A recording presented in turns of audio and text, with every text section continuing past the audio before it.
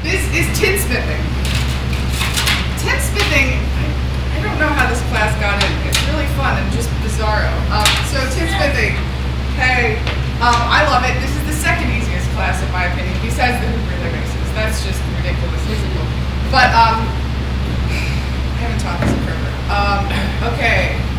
Good day! Good day! Welcome to tinsmithing class.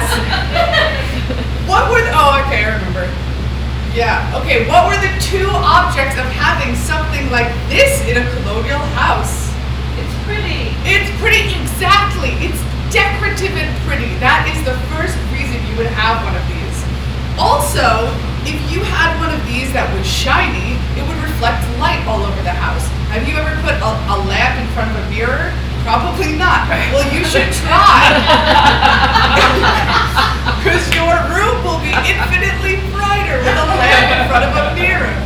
That's what they would use for shiny things like this. They would put a candle in front of it, and you will be taking candle making class later, or if you have already, and you can put a candle in front of this and your room will be brighter. Imagine that. So, tin. Tin was a hard material to come by, but the tinsmiths were the artisans of the colonial time. It was called whitesmithing as opposed to blacksmithing because there was no fire involved. What they would do is they would take something that looks like this. It is called an awl, and they would put it on top of tin and they would hammer it in, and they would have some amazing decorative piece like this. What we are going to do today, this is literally as simple as classes. You basically have to, there's 4 patterns. What I like to do is I like to tape up the 4 patterns and circle them on the chalkboard or the smartboard or whatever's happening. And I tell all of the kids, take 10 seconds and look at these 4 patterns and decide which one you would like to use. Then, after they've done that, I'm like, have you all decided? Great. This causes less confusion when they come up to pick their pattern out, because if they've already decided, they walk up and they take a pattern. Then I call up kids group by group, they each pick one of these patterns and they sit back down. Then I have the parent or teacher volunteers help hand out these pie plates to the kids.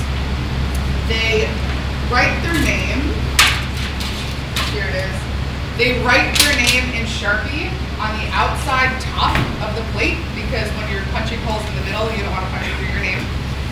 They write their name on the top with Sharpie, and then they tape their pattern down. This is taped poorly, I tell you.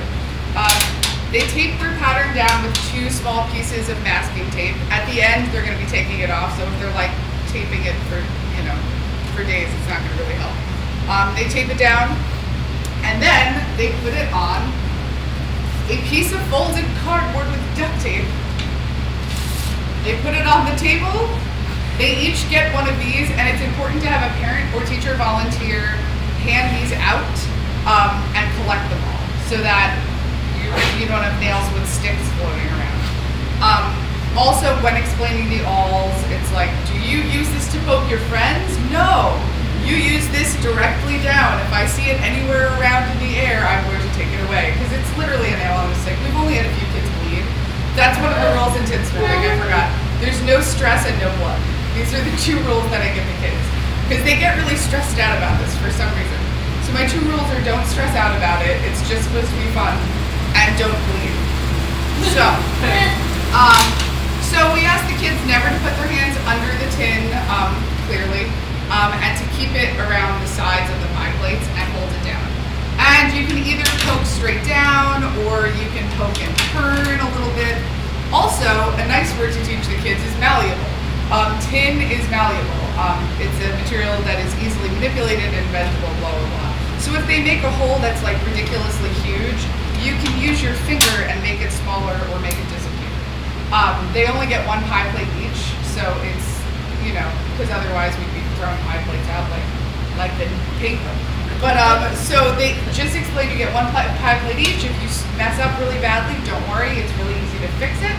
But you know, go gentle at first and go from there.